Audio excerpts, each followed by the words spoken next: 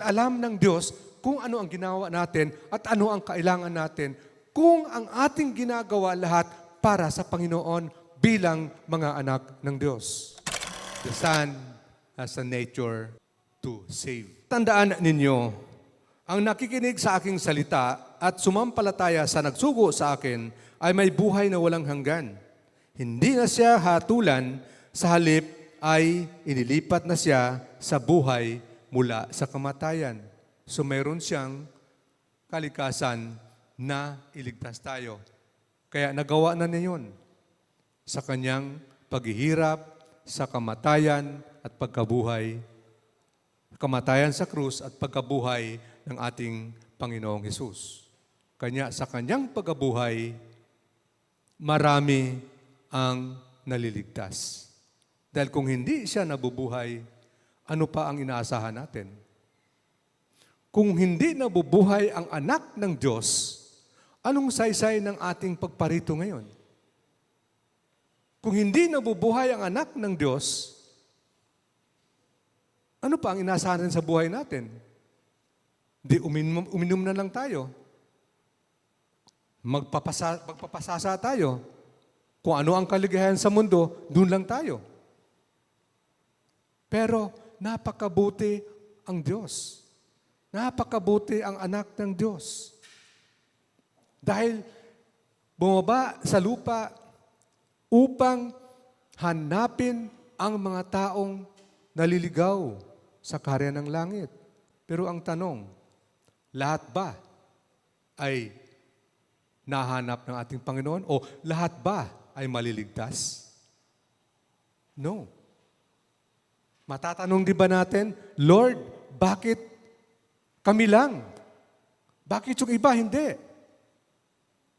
Kalooban ng Diyos, mga kapatid. Dahil meron siyang kalikasan na lumigtas ng tao, ng kanyang mga nilikha. Matatanong ba natin, bakit ako lang? Bakit sa ibang kamag-anak ko hindi? Kaya, ang Panginoon ay may sovereign nature. Ang Panginoon may divine nature. At ang anak ng Diyos ay meron siyang messianic nature na magligtas kung sinong gusto niyang iligtas. Dahil alam natin, before the foundation of the world, as a reform, meron na tayo.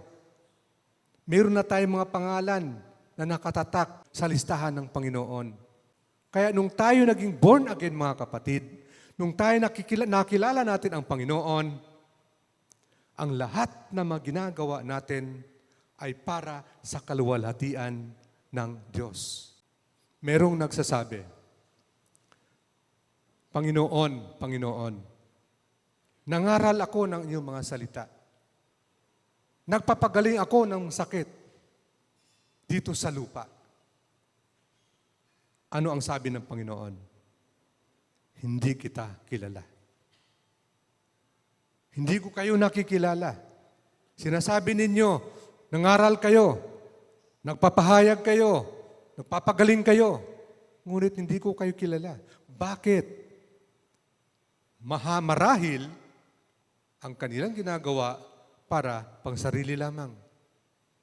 But everything, lahat para sa Panginoon. May sakripisyo. Ito ang sinasabi ng Panginoon.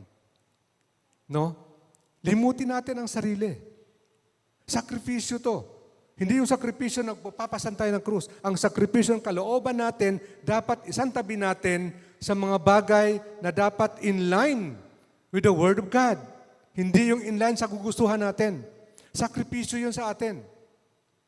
Gustuhan naman natin, dapat unahin natin kung ano ang gusto ng Diyos. Kung tayo ay nag-prayer meeting, whatever, nag-pray natin, ito ay kalooban ng Panginoon. Kung tayo pangangaral natin para sa Panginoon, ipapakilala natin ang Panginoon. Bakit tayo humahayo? Humahayo tayo dahil to make Christ known. Para lalo pang makilala ang Panginoon. Hindi yung pangsariling interest natin. Kahit mahirap, Dahil everything, kapag ginagawa natin, nasa kalooban natin, ay ang Diyos ang magbibigay sa atin. Hindi na tayo dapat humingi sa Diyos.